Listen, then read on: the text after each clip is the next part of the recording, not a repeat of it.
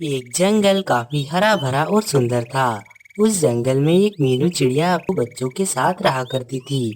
मीनू चिड़िया के दोनों बच्चे बहुत ही छोटे और प्यारे थे।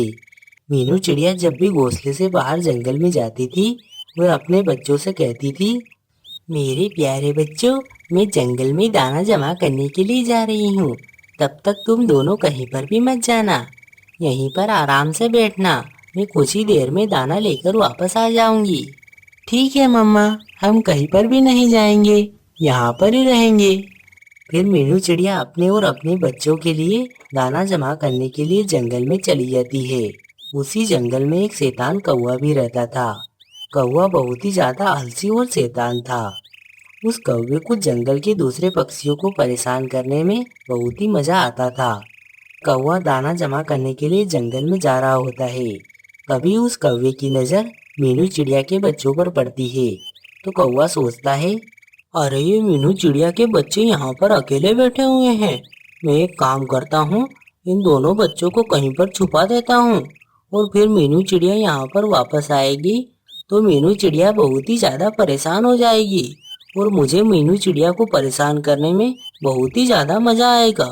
फिर ऐसा सोचकर कौवा मीनू चिड़िया के बच्चों के पास आ जाता है और मीनू चिड़िया के बच्चों से कहता है, अरे प्यारे बच्चों, ध्यान से मेरी बात सुनो।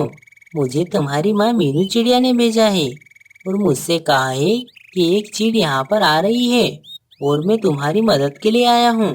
तुम दोनों मेरे साथ चलो। कौवे की बात सुनकर बच्चे बहुत ही ज्यादा डर जाते हैं और उस कौवे के साथ चले जाते हैं।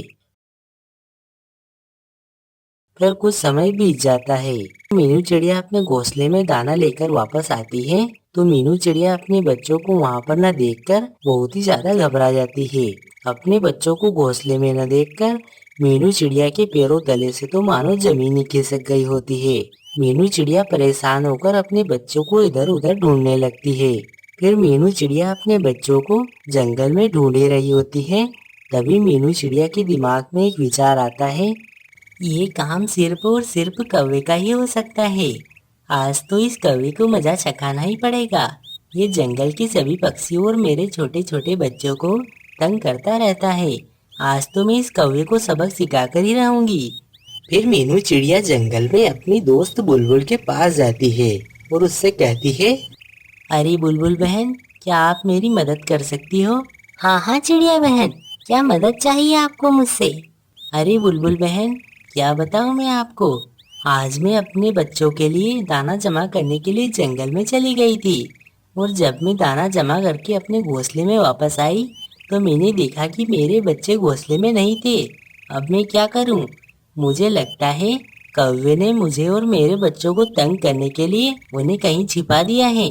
हाँ चिड़िया बहन, ये तो उस कौवे ने बहुत ही गलत किया है। हमें उस कौवे को इसके लिए सबक सिखाना ही पड़ेगा।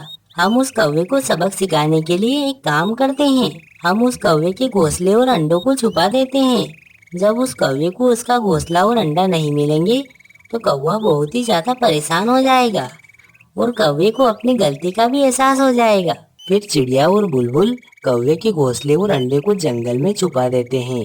फिर कौवा मीनू चिड़िया और उसके बच्चों को तंग करने के बाद अपने घर पर वापस आता है तो कौवे का घोंसला और अंडा अपनी जगह पर नहीं होते हैं। कौवा अपने अंडों को इधर उधर ढूंढता है, लेकिन कौवे को अपने अंडे और घोंसले कहीं पर भी नहीं मिलते हैं। फिर कौवा सोचता है, अरे मुझे लगता है कि आज मैंने मीनू चिड़िया और उसके बच्चों को बहुत ही तंग किया है। इसी वजह से मीनू चिड़िया ने मेरे अंडों और घोंसलों को जंगल में छुपा दिया है। फिर कौवा मीनू चिड़िया के पास जाने लगता है। कौवा मीनू चिड़िया के पास आ जाता है और मीनू चिड़िया से कहता है, अरे मीनू चिड़िया, तुमने मेरे अंडों को कहाँ पर छुपा दिया है? अरे कौवे भैया, मुझे क्या पता कि तुम्हारे अंडे कहाँ पर हैं। तुम ही हो जो जंगल के सभी पक्षियों को तंग करते रहते हो।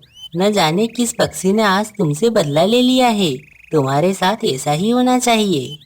फिर कौवा बहुत ही ज्यादा शर्मिंदा हो जाता है और मीनू चिड़िया से कहता है, चिड़िया बहन, मुझे माफ कर दो। मुझे पता है कि तुमने ही मेरे अंडे और घोंसलों को छिपा दिया है। मैं वचन देता हूँ कि मैं आगे से किसी भी पक्षी को तंग नहीं करूँगा। फिर मीनू चिड़िया और बुलबुल कौवे को उसका घोंसला और अंडे वापस कर देते हैं और इस तरह कौवे को जंगल के सभी पक्षियों को तंग करने की सजा मिल जाती है। दोस्तों, इस कहानी से हमें यह शिक्षा मिलती है कि हमें किसी को भी बेवजह तंग नहीं करना चाहिए और हमें अपने बड़ों की बात माननी चाहिए और किसी के बहकावे में नहीं आना चाहिए।